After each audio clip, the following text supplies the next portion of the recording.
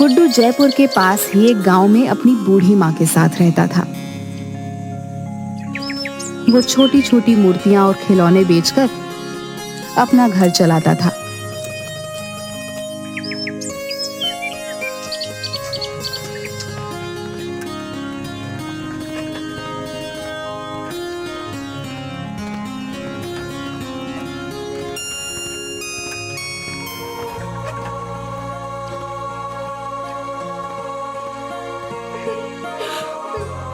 अरे माँ, क्या हुआ?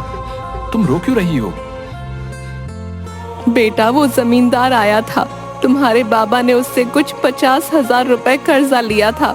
वो अब सूद समेत मिलाकर 1.5 लाख हो गया है। हम इतने पैसे कहाँ से लाएंगे बेटा? उसने बस 2 हफ्ते का वक्त दिया है, वरना ये घर खाली करना होगा। माँ, तुम रोना बंद करो, मैं कुछ करता हूँ। तुम फिक्र मत करो। गुड्डू परेशान सा पैसे जुगाड़ करने का रास्ता सोचते हुए बाहर निकल आता है।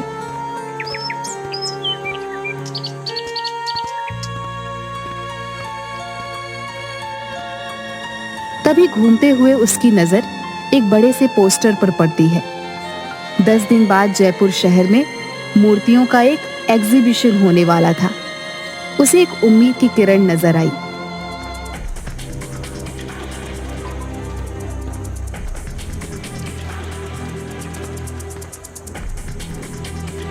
उसने तुरंत वापस लौटकर मूर्ति बनाना शुरू किया और 9 दिन की मेहनत के बाद 10वें दिन मूर्ति लेकर एग्जीबिशन में पहुंच गया। देखिए सर, ये मेरी सबसे कीमती मूर्ति है। और तुम्हें लगता है ये मूर्ति एग्जीबिशन में रखने के लायक है? पर क्यों सर, क्या हुआ? कोई कमी रह गई है क्या? कमी? गुड्डू, तुम इसे मूर्ति कह रहे हो? ये मूर्ति कहने लायक ही नहीं है, मिट्टी का कबाड़ है, कबाड़। सर, ऐसा मत कहिए। इस मूर्ति को बनाने के लिए मैंने बहुत मेहनत की है। इसे मेहनत नहीं कहते गुड्डू। ये मूर्ति एग्जीबिशन में तो क्या, कहीं पर भी रखने के लायक नहीं है। ले जाओ इसे वापस। ये मूर्ति सिर्फ कचरे के डिब्बे में फेंकने लायक है। ले जाओ इसे यहां से। गुड्डू की आंखें भर आई। अपनी मेहनत को इस कदर अपने सामने बिखरते देख वो बहुत दुखी हो गया। गुड्डू ने आंखों में आंसू लिए उसे देखा और अपनी मूर्ति के टुकड़ों को समेटकर वहां से निकल गया।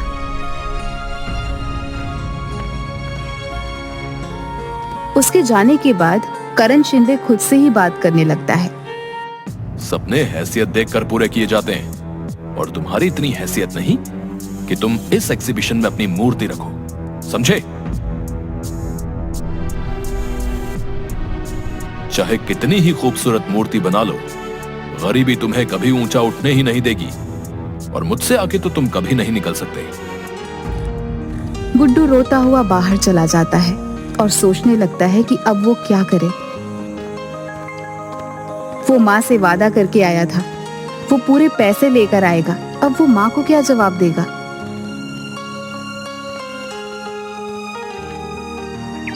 कोई फायदा नहीं हुआ इतनी मेहनत करने का, सब बर्बाद हो गया।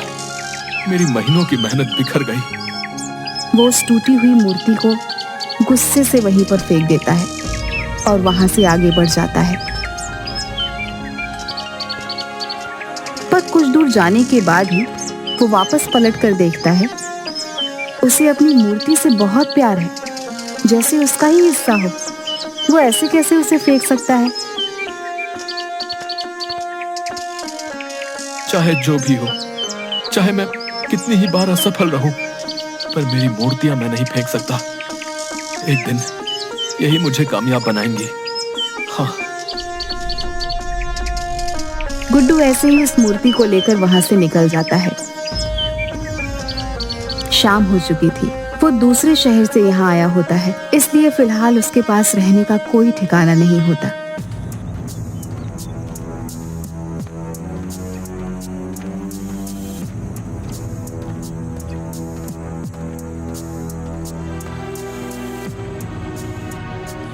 गुड्डू बहुत थक गया होता है, इसलिए वहीं बेंच पर पीठ लगाकर एक झपकी लेने लगता है। गुड्डू काफी देर तक सोता रहता है और फिर अचानक एक आवाज के साथ उठता है, कौन है? पर वहां कोई होता ही नहीं। अचानक गुड्डू की आंखें हैरान से बड़ी हो जाती हैं जब वह अपने सामने अपनी मूर्ति को देखता है। ये मूर्ति तो टूट गई थी, ये वापस ठीक कैसे हो गई? वो मूर्ति के पास जाता है और उसे छूकर देखने लगता है। ये तो सच में पूरी हो गई, पर ये हुआ कैसे? ये तो पूरी टूट गई थी।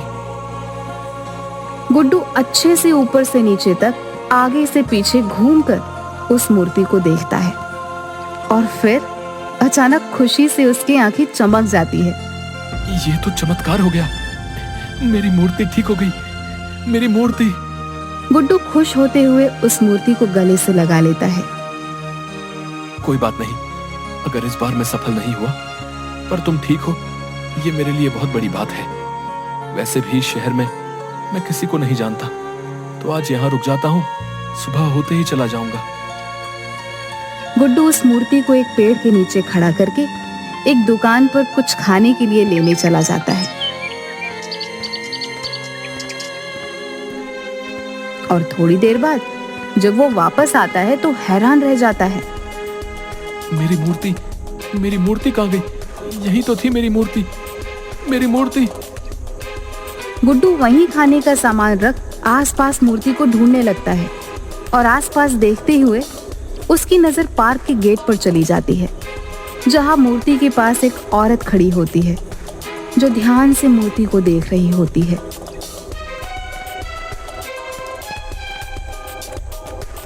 कौन हो तुम और मेरी मूर्ति को कहाँ लेकर जा रही हो?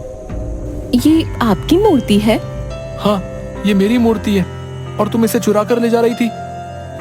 नहीं नहीं, मैं तो यहाँ से गुजर रही थी और इस मूर्ति को यहाँ देखा तो बस रुक गई।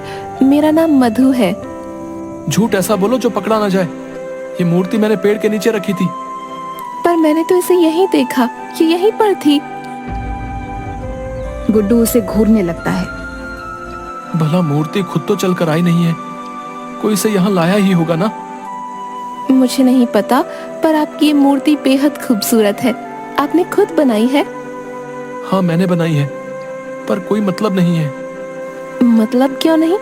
कितनी खूबसूरत मूर्ति है ये। ऐसी और भी होंगी, आप इन्हें एग्जीबिशन में क्यों नहीं रखते? कौन रखेगा मेरी मूर्ति को एग्जीबिशन में? वहाँ तो बड़े बड़े लोगों के राज हैं और मैं ठहरा छोटा सा मूर्तिकार। अरे, इसमें छोटे बड़े की बात कहाँ से आई? बात तो तुम्हारे जादू की है। कितनी खूबसूरत मूर्ति है। तुम बहुत हुनरमंद हो। तुम्हारे हुनर में ऐसा जादू है कि मूर्ति बिल्कुल जीवित नजर आती है। हुनरमंद होने का क्या फायदा जब मैं कुछ कर ही नहीं सकता? हम गरीबों की मदद कौन करेगा? ऐसा क्यों बोल रहे हो? अगर तुम बुरा ना मानो तो मैं कल होने वाले एग्जीबिशन में तुम्हारी मूर्ति को रखवाना चाहती हूँ। कल वाले एग्जीबिशन में? पर कैसे? कौन है आप? मधु ने उस मूर्ति को देखा और कुछ सोचने लगी। मैं एक मूर्तिकार हूँ। सिर्फ मूर्ति ही नहीं बनाती, बल्कि उनकी भावनाओं को भी समझती हूँ। और कल ये मूर्ति एग्जीबिशन में जरूर रखी जाएगी।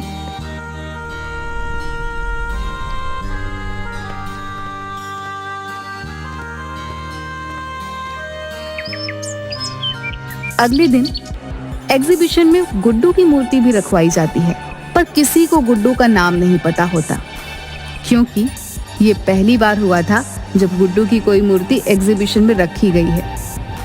गुड्डू खुश होकर देख रहा था। सबसे ज्यादा भीड़ उसकी मूर्ति के सामने होती है और ये सब देखकर उसे बेहद खुशी होती है। करण शिंदे ये सब देखकर उसके पास आता है।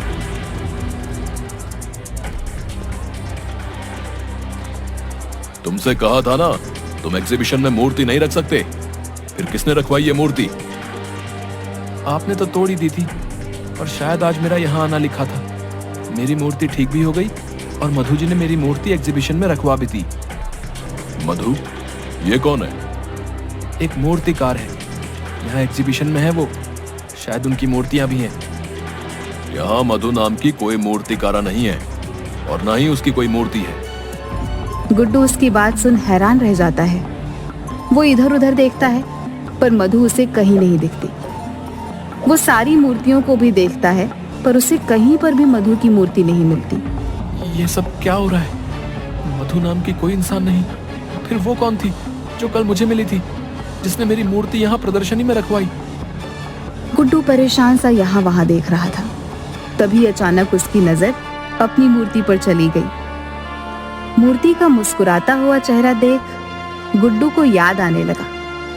अचानक उसकी टूटी हुई मूर्ति का जादुई तरीके से ठीक हो जाना, फिर मधु का उससे मिलना, मूर्ति का प्रदर्शनी में आना और अब मधु का गायब हो जाना।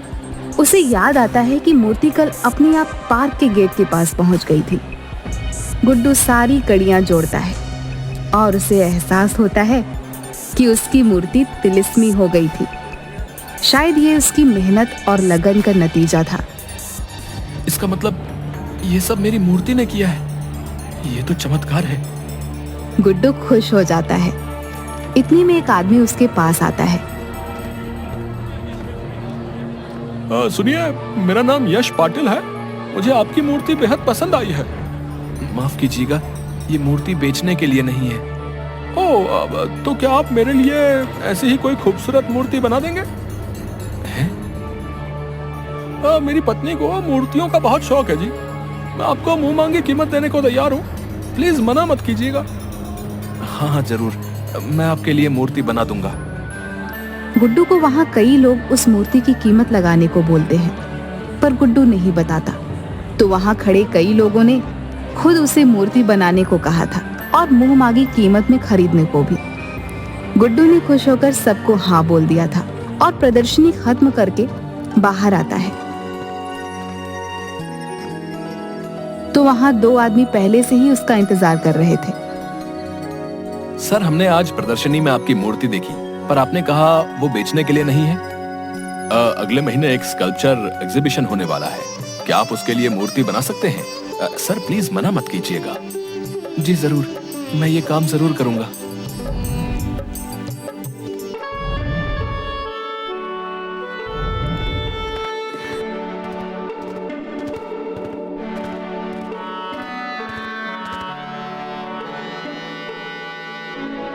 उसे यकीन हो गया था कि ये सब उसकी मूर्ति ने किया है। वो लोग 2 लाख रुपए एडवांस भी देते हैं, जिससे गुड्डू जमींदार के पैसे चुका देता है।